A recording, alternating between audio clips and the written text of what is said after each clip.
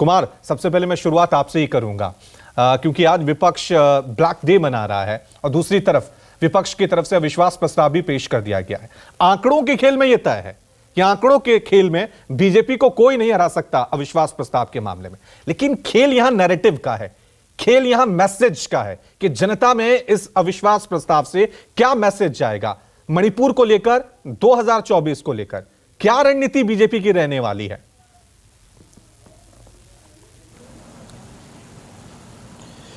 देखिए, बिल्कुल विपक्ष का नो कॉन्फिडेंस सदन में आया और एक्सेप्ट हुआ। उसके बाद कल शाम आपने प्रधानमंत्री का भाषण सुना। उन्होंने तीसरे टर्म का दावा ठोक दिया और ये विश्वास जताया कि तीसरे टर्म में भारत की जो आकांक्षा है, लोगों की जो आकांक्षा है, वो पूर्ण होगा।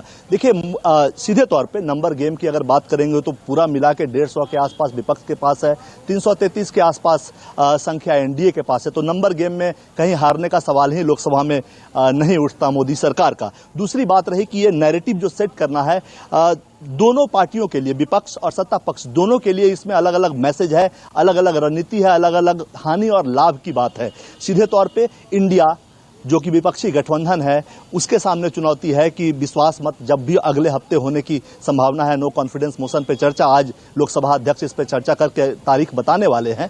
तो उस वक्त तक इंडिया एकजुट रहे, इंडिया से कोई खिसके नहीं, तो ये विपक्ष के लिए चुनौती है। साथ ही सत्ता पक्ष को और बाकी सहयोगी कोई मिल जाए, उसके लिए लाभ की बात यह हो सकती है कि बाकी जो चाहे वो इंडिया में जो ग्रुप है उसमें कुछ सेंध लगाए, या फिर 53-54 जो 8-7-8 दल हैं जिनके सांसद हैं जो कि अभी तटस्थ हैं, वो दोनों ग्रुप में से किसी के साथ नहीं है, उसमें से एनडीए के साथ कुछ आ जाए या अपोजिशन के साथ कुछ चले जाए। तो एक जीत यहाँ पे एनडीए को मिलती हुई दिख रही है कि वाईएसआरसीपी ने सपोर्ट करने का ऐलान किया है। वो अभी तक एनडीए की पार्टनर नहीं थी, न ही वो विपक्ष के साथ थे। तो कुल मिलाकर एक नैरेटिव बनाने का प्रश्न है। सत्ता पक्ष के लिए एक मौका है कि वो विपक्ष के सवालों का जवाब देंगे। विपक्ष के लिए बड़ा मौका है, क्योंकि मणिपुर पर वो चाहते थे कि प्रधानमंत्री बोले। तमाम प्रयास पिछले 5 दिन में हुए, लेकिन प्रधानमंत्री सदन में आकर बोलने के लिए तैयार नहीं हुए। सीधे तौर पर सरकार की तरफ से कहा गया कि गृह मंत्री, चूंकि ये गृह मंत्रालय का मामला है, तो गृह मंत्री इस पर जवाब देंगे। तो विपक्ष की जो रणनीति थी कि प्रधानमंत्री को किसी भी तरह सदन में लाना है, उस रणनीति का ये हिस्सा है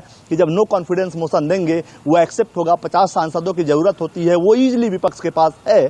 टोटल स्ट्रेंथ पूरा मिला ले तो 153-54 के आसपास विपक्ष के पास भी है।